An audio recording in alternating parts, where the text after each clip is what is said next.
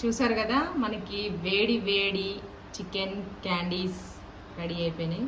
ఏమైనా పెట్టుకోవచ్చు, దీనికి ఒక పుల్ల కూడా పెట్టలేము మనం, అంతే క్యాండీ లాగా. సేమ్ అదే ప్రాసెస్, నా దగ్గర లేదు.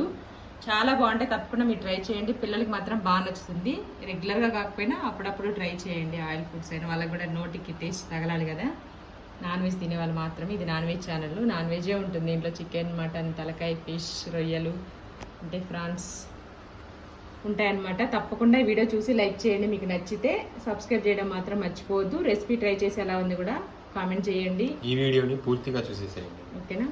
ముందుగా అయితే బోన్లెస్ స్కిన్లెస్ చికెన్ తీసుకొని నీట్గా కడిగేసి సాల్ట్ వేసి కడిగేసి పెట్టేసాను అనమాట. అంత క్లీన్ చేసేసుకోవాలి. నెక్స్ట్ మిక్సీ జార్లో వేసుకున్న తర్వాత 1 స్పూన్ అల్లం వెల్లుల్లి పేస్ట్, అలాగే టేస్ట్కి సరిపడా సాల్ట్,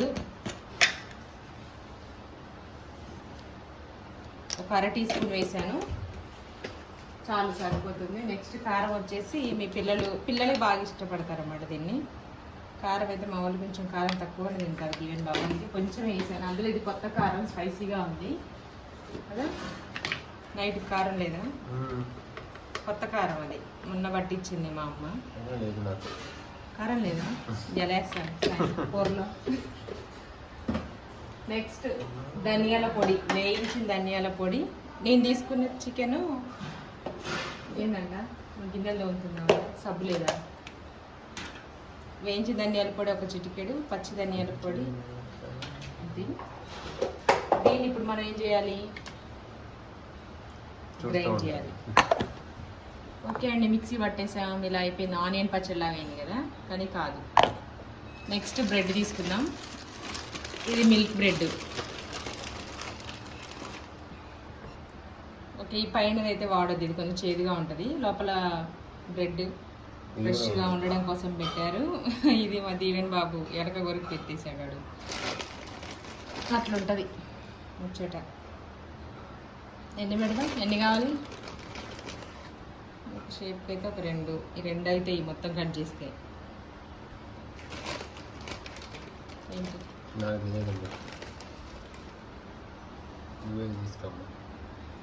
గ్లాస్. గ్లాస్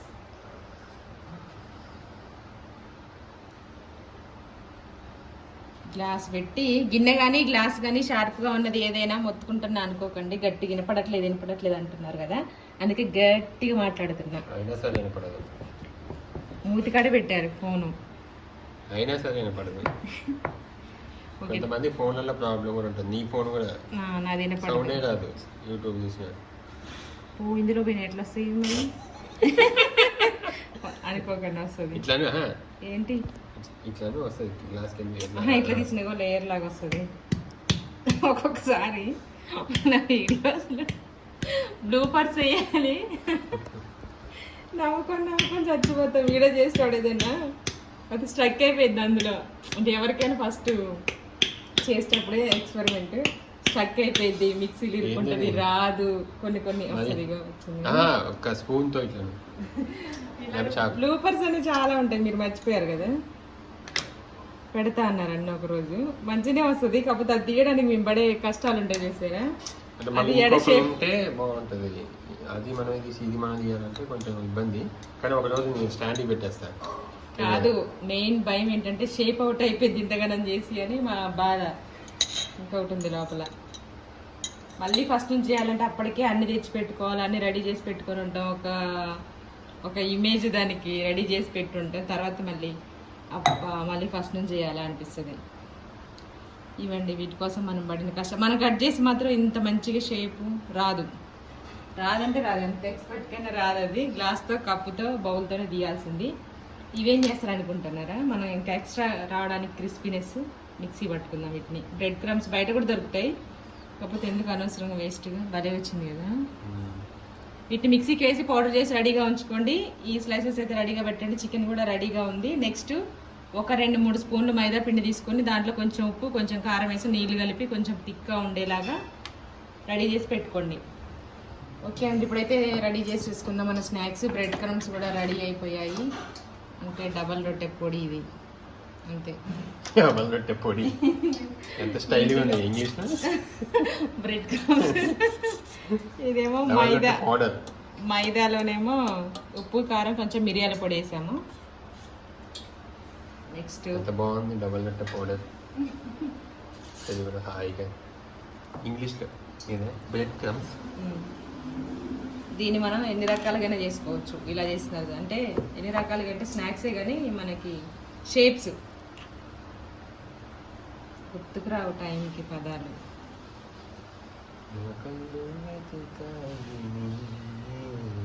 ఎందుకు వచ్చిన స్పూన్ చేతితో పెడితే అయిపోయింది. స్ప్రెడ్ చేసుకోవాలి. చికెన్ ఎన్ని విధాలు వాడతామంటే మన చేతులు ఇట్లా చాలా మరీ బయటకు వచ్చేస్తే అతకదు మనకి. ఇప్పుడు తీసుకొని దీనిపైన ఇప్పుడు అరచేతిలో పెట్టుకొని పిల్లల కోసం తప్పదు ఇలాంటివన్నీ మనం నేర్చుకోవాలి, చెయ్యాలి. అప్పట్లో అయితే మనకి కారపూస, ఏ జంతికలు, ఏ చెకోడీలు, ఏ కార చుట్టలు, ఏ కట్టెగారెలు, గారెలు, చద్దన్నం అవే ఎక్కువ ఉండేవి. అవును మరి మనం మీ నాన్న టైంలో మా నాన్న టైంలో టిఫిన్స్ లేవు, ఇవన్నీ కూడా అప్పలు పొద్దున్నే చద్దన్నం రెడీ.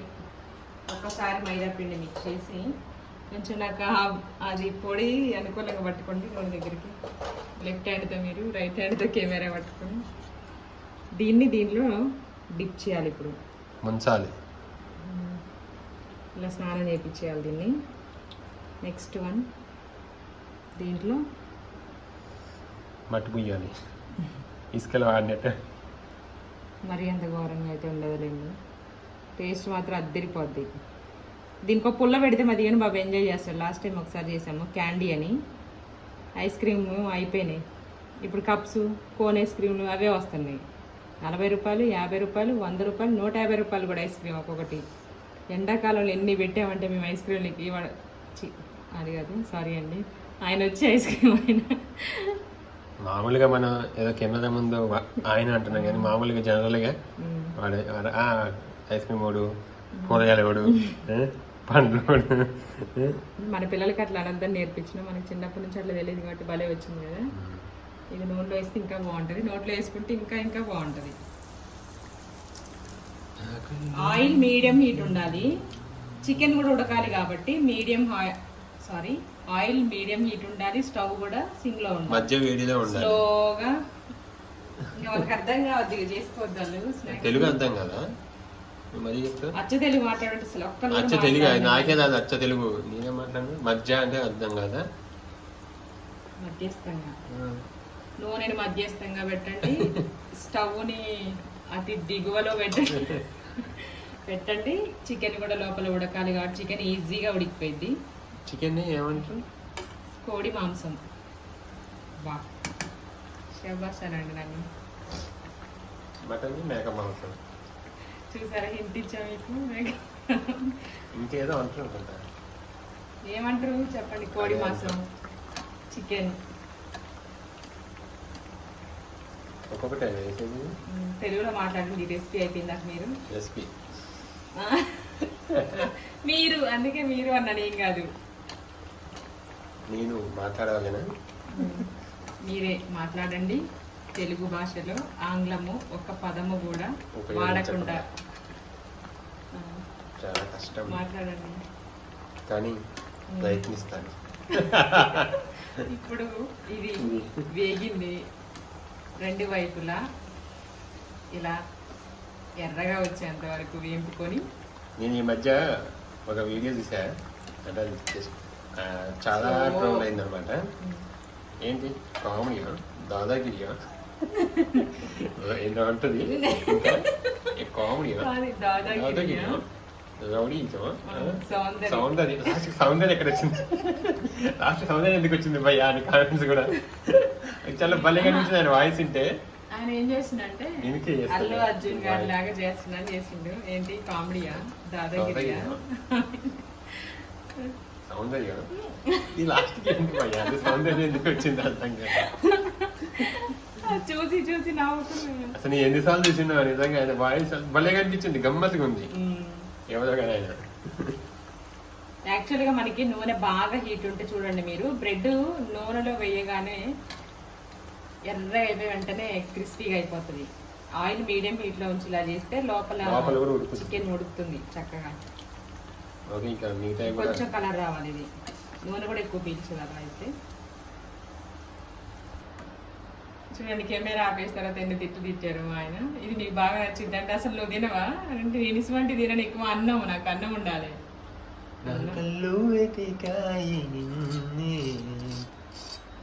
చాలా బాగుంది. అయిపోయాయి రెడీ.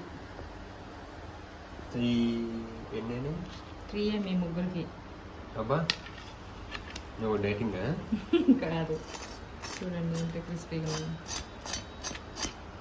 అట్లా ఉంటుంది.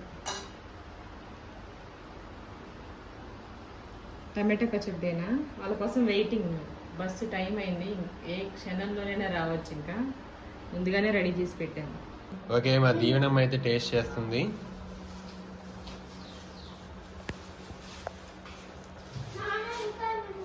దీవెనమ్మ గారు నచ్చుతాయి నాకు తెలిసి. బాగున్నాయా? చాలా బాగుంది. Okay thank you. నేను కూడా తింటా. నేను తినలే ఇంకా.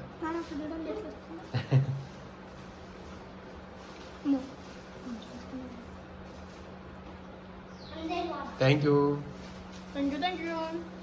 నాన్న పెట్టాం బయట బరిగల్లాగానే ఉంది.